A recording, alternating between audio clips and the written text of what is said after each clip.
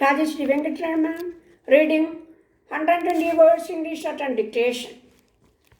Please subscribe, share, and press the bell button.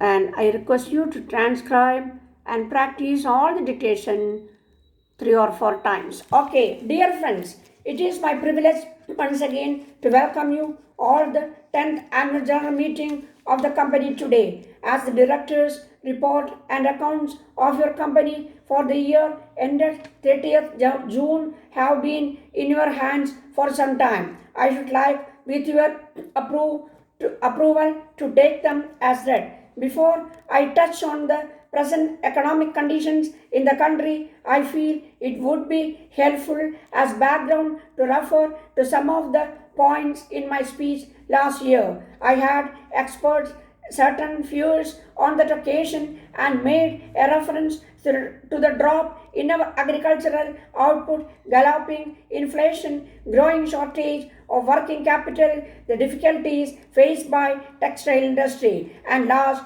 but not the least, conditions arising from new oil prices. I also mentioned on that occasion that a tendency was developing for underutilization on installed capacities and increasing unemployment, particularly among the qualified class. Power cuts imposed at the time resulted in sharp fall in production, as they do even at present in some parts of the country. The effect of all these factors naturally led to so many events and have already shown the evil results. We have now put our hopes on 20-point economic program brought about by the Prime Minister under conditions which are definitely better than what they were earlier. I hope that conditions will improve rapidly in the coming year. You will have observed that the set program is a real approach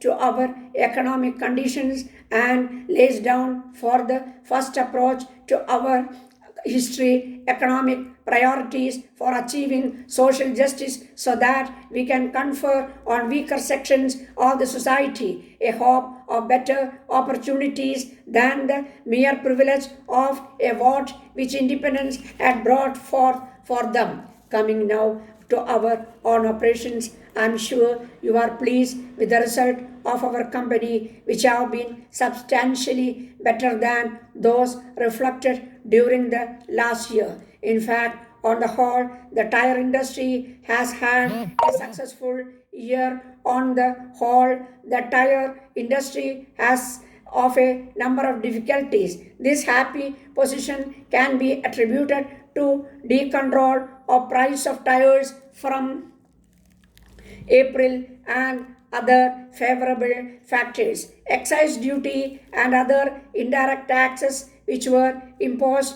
on the industrial output in order to cover up the margins during the days of inflation are today affecting offtake. A considerable part of the profits of last year occurred from ready buyers for products. Things have been changed now. The sellers market which was prevailing in the tire industry last year is now moving into the buyers market with consumers choosing their brands. A number of factors have brought about this change, particularly the high price fuel, the subsequent substantial rise in the price of all vehicles, and the ban on interstate movement of goods. In the buyer's market, three factors always assume special significance. They are quality, service, and price.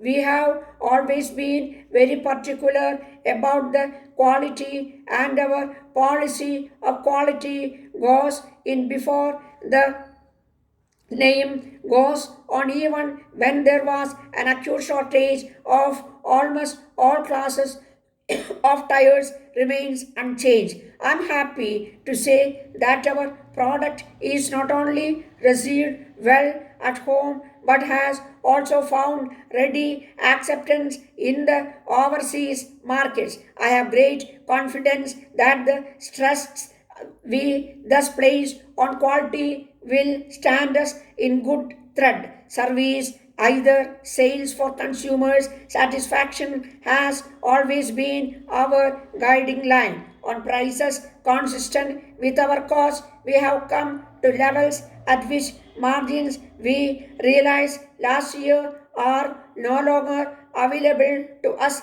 and the only answer we have to this problem is higher turnover at lower levels. In the years ahead, the very existence of the tire industry will largely depend upon the seriousness and determination with which the challenge of producing quality products at competitive prices will be met. We are therefore proceeding with our substantial expansion, and a higher out from turn would be possible in the current year. I am happy to say that we have already taken sufficient measures for improving the quality of our tires. We also hope that the government is aware that the high cost of oil puts a limit on road transport and thereby reducing the demand for tires. Further, there have been some restrictions on movement of certain commodities, particularly coal by road.